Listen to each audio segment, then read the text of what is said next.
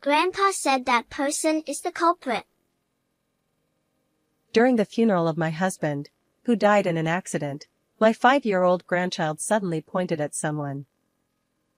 That person turned pale and started trembling.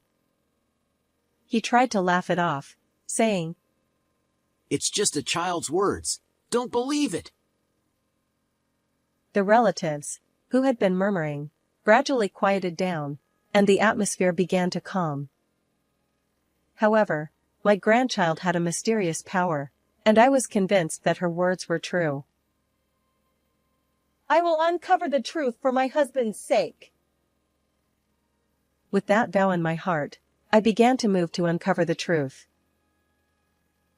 I married my husband Samuel when I was 29, and for the next 35 years, I supported him as a housewife while he ran his company. We were blessed with 2 children and had a harmonious family life. Our eldest daughter, Scarlett, became a teacher, fulfilling her dream, and married a colleague named Owen. They lived far away and were raising their 5-year-old daughter, Layla.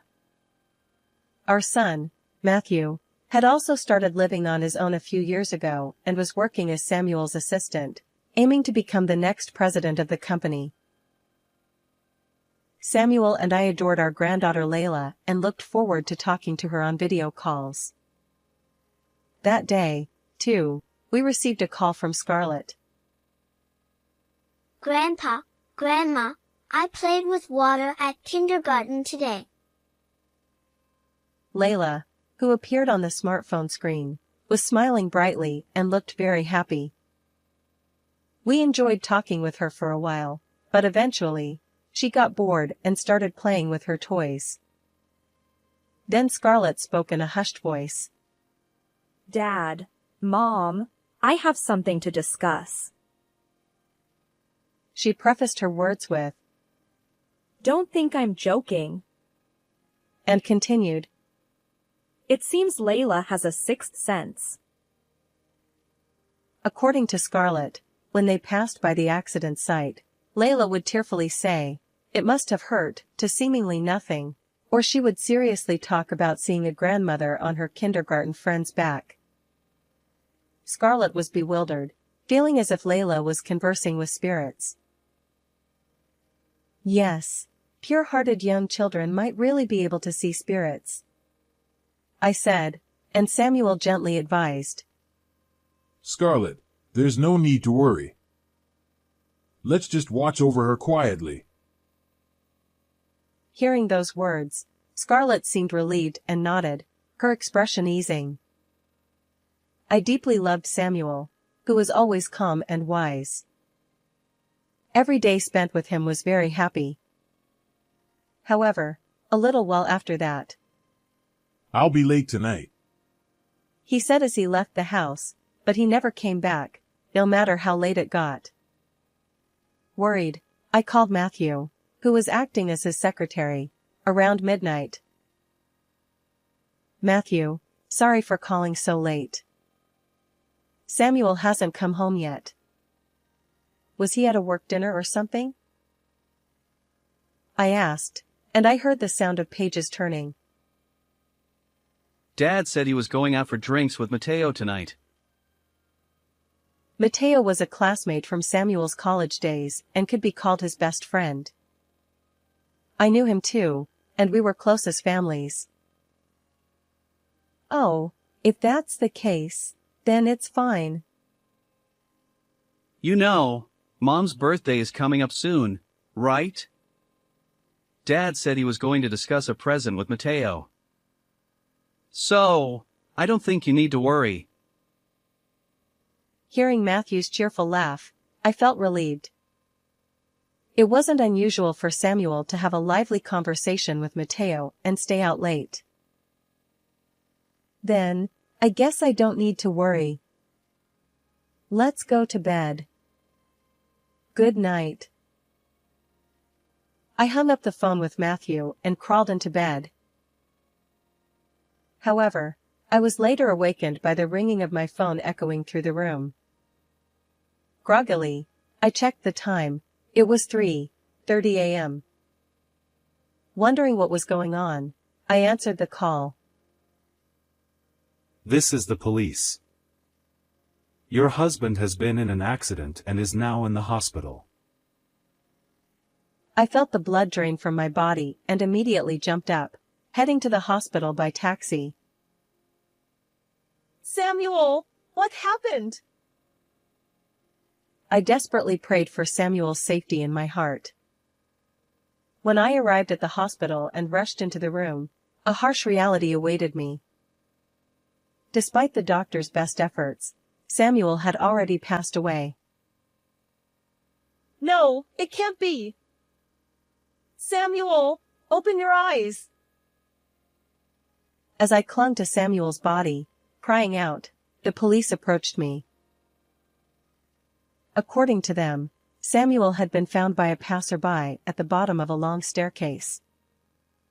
It was dark, with no one around, and there were no security cameras near the stairs. They concluded that it was likely an accident caused by slipping on the stairs. Samuel had broken his neck from the fall, which led to his death. Even as I listened, I couldn't comprehend it, feeling as if I were in a dream. After the police left, I calmed down a bit and called Matthew first. However, it was early morning, and I couldn't reach him, so I left a message about Samuel's death. Next, I contacted Scarlett, who answered the phone in shock and said, I'll be there right away. She hurried to the hospital. I held Samuel's increasingly cold hand until they arrived. In the morning, Scarlett, who had come from afar, hugged me while trembling. As we cried together, Matthew, who had listened to the voicemail, also arrived. This can't be true. Why, Dad? He stood in shock for a while, before bursting into tears. We mourned in front of Samuel's still body for a long time. However, we couldn't stay like that forever, so we began to prepare for the funeral. Relatives, company associates, and Samuel's best friend, Matteo, attended the funeral. My deepest condolences. Matteo, dressed in mourning clothes and with tears in his eyes, approached me, who was exhausted. That day, I was drinking with Samuel until late. When we left the bar, he said he would walk home since it was nearby. If only I had stopped him and made him take a taxi. He spoke with regret, biting his lip, and I could only look down and wipe my tears, unable to respond. That day, Samuel. What? No, it's nothing. I'll be going now. Matteo started to say something but then left. Then, a company associate of Samuel whispered to me. They had seen Samuel and Matteo arguing at the bar on the day of the accident. However, before I could process this information, the funeral began. Suddenly, Layla, who was sitting on Scarlett's husband Owen's lap, shouted, Grandpa says that person is the culprit. Layla pointed with a determined expression at Matteo, who looked shocked. The sudden event caused murmurs among the attendees. Is she joking? Even for a child, that's too inappropriate. It's just a child's words. Don't take it seriously. He said with a troubled face, and the surroundings gradually calmed down. Layla was taken outside by Owen. But Grandpa is really angry. He said he will never forgive him. Layla continued to point at Matteo until she left the venue. I noticed that the person she was pointing at was pale and trembling. Although the funeral resumed, I couldn't get Layla's words out of my head. After the funeral ended peacefully, I was looking up at Samuel's portrait alone, and Layla's words, "That person is the culprit," kept echoing in my mind. I couldn't help but think that Samuel had been deliberately killed by someone, not by accident. I will uncover the truth for sure. Holding Samuel's portrait to my chest, I resolved to uncover the truth and clear his name. A week later, I was in a certain place. I called out to someone who seemed irritated and was searching for something from behind. "What are you looking for?" Startled, Matthew looked at me standing at the entrance of the room. Mom? Why are you in my house? I showed him the key I was holding, as he looked agitated. "I gave you this apartment with Samuel. It's only natural to have a spare key, right?" Even so, it's inappropriate to enter a house where someone lives alone without permission. I have my privacy too. Matthew said, flustered, but I ignored him and continued. "More importantly, you were looking for something, weren't you? What were you searching for, turning the closet upside down like that?" It's none of your business, Mom. "Is this what you were looking for?" When I held up a plastic bag, Matthew's face turned pale. He then approached me with a terrifying expression. Give it back. At that moment, Scarlett and Owen burst in through the front door, and Owen restrained Matthew. Owen, being a physical education teacher with martial arts experience, made it impossible for Matthew to escape, no matter how much he struggled. Why are Scarlett and the others here too? Let me go. Scarlett looked at the bag I was holding and asked, Matthew? Why were you hiding just clothes so carefully? Inside the plastic bag were a black hoodie, black pants, brand new sneakers, and gloves. What does it matter? Did you rummage through my house without permission? Matthew shouted loudly while being held down by Owen. So, the culprit Layla mentioned that day was you, Matthew? It was Mateo, wasn't it? No, from Layla's position, she could see you behind Mateo. Layla was pointing at you.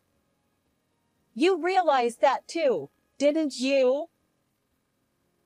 Yes, at that time, the person trembling in Layla's line of sight was Matthew. You took Samuel's life, didn't you, Matthew? When I said this quietly, he laughed. What? Are you going to believe Layla's delusions? There's no way I would do such a thing. I suspected you and immediately searched the house. And I found these clothes carefully stored.